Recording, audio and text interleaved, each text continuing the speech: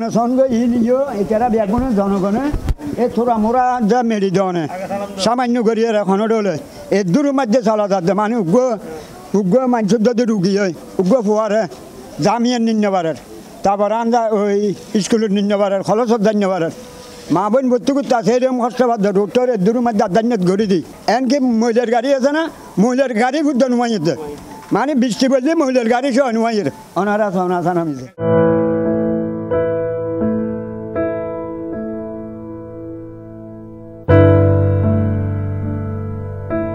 চট্টগ্রাম শহরের পাঁচলাইশ থানার হামজারবাগর গাউসি আবাসিক এলাকার দৃশ্য ইয়ান চারিপাশে ভাঙা রাস্তা কাদা আর খোলা ড্রেনের গন্ধে অতিষ্ঠ দুর্ভোগের যেন শেষ নাই এলাকাবাসীর। পানির কষ্ট হয়, কাঁচরা পানি উল্টোভাবে আসে এবং চতুর্বারে সব একতলা নিচতলা সব জায়গা এটা লেপটিনে পানি উপর উঠে যায়। অনেক ভাড়াইতে নিচতলা দেয় না এই এলাকায়। আর আমরা তো সাধারণ টিন সিটি থাকি, আমাদের অনেক কষ্ট হয়, যাইতে পানি উঠে যায়, তাই হাঁটতে কষ্ট হয়ে যায় যাওয়ার জন্য।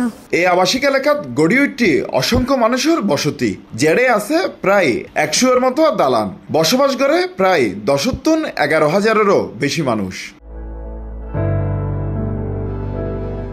এসব দালানোত্তর নিয়মিত পৌরকর সহ নানান সরকারি রাজস্ব দিয়াইলেও বছরের পর বছর বঞ্চিতর সিটি কর্পোরেশনের প্রাপ্য সুবিধা এইরকমই অভিযোগ করিয়ে এলাকার বাসিন্দা হলে আর প্রত্যেক বিল্ডিং সরকার অনুমোদন লই এরা ট্যাক্স দিয়ে দেয় ইয়ে না, কিন্তু আর ইয়ে না আর কোনো নাগরিক সুবিধা না পারি ইয়ে না আর সাইডে শুধু আর রাস্তাও করে দাও।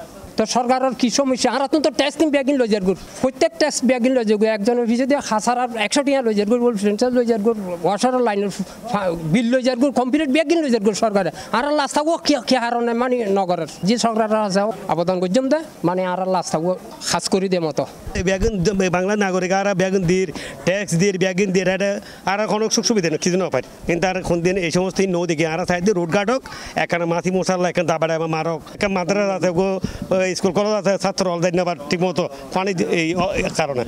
এই এলাকাত গত বছর রাস্তা ও ড্রেন উন্নয়নের লাই উগ্র প্রকল্প সিটি কর্পোরেশনত দেওয়া হইলেও কিছু নালা নির্মাণ করে হাত সম্পূর্ণ শেষ নয়বুর আগেই গেলগই ঠিকাদারি প্রতিষ্ঠান, যার ফলে বর্ষা আইলেই পরিস্থিতি হয় আরো ভয়াবহ। আডুর অন্য ফানিত আর আসলতে করতে যাই রে ফরিজাগই বহুত বয়স্ক হলে স্কুলগামী শিশু হলে ফরের বিপাকত আর নানান পানিবাহিত রোগ ফলে দুর্ভোগত ফরে এলাকাবাসী হলে। করোনার সময় তো অনেক কষ্ট পাইছি বাবা, আমরা বিসি হচ্ছে অ্যালার্জি এবং অনেক পা উদে এই বিসির মতনও হয়ে এরম এরম টুসানি গেছে, কালো কালো দাগ হয়ে গেছে আমাদের পায়ে। আমার নাতিনেরটা বেশি কষ্ট, শেষে আমি ইসি হাসপাতালে ভর্তি আছি। একটু বৃষ্টি কম দেয় মানে মানুষ হাঁটতে বৃষ্টি বেশি চাইলে এটা মানুষ হাঁটানোর বহুত অসুবিধার মানে গাড়ি ঘোড়া এখনো রুগী টুগিও নেওয়ার আজ না পারে। এলাকাবাসীর এরকম অভিযোগে সত্যতা জানি বললাই হত হইয়ে ওই প্রকল্পর দায়িত্ব থাকা চট্টগ্রাম সিটি কর্পোরেশনের উপসহকারী প্রকৌশলী মশিউজ্জামান সিদ্দিকী পাবেলর ওয়ারে।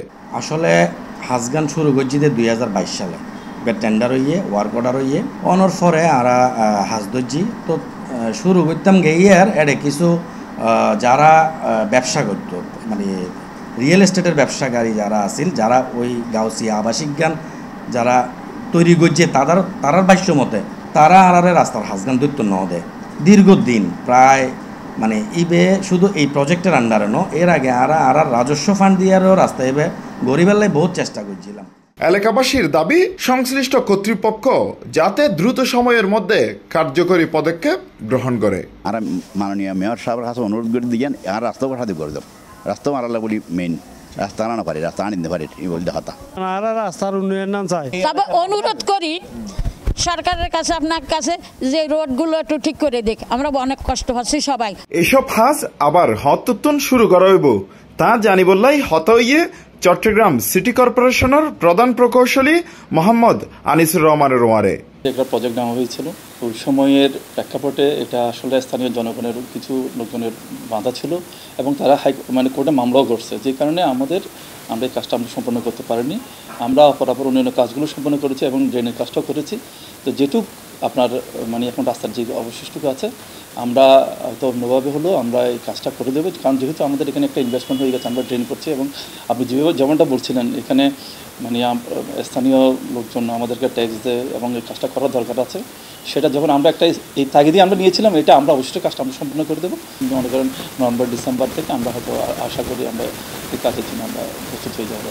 জনদুর্ভোগের এ চিত্র যদি খুব দ্রুত সময়ের মধ্যে সমাধান নয় তাইলে আগামী দিনত এই এলাকাত স্বাস্থ্য ঝুঁকি সহ নানান বিপদর আশঙ্কা করেন স্থানীয় হলে।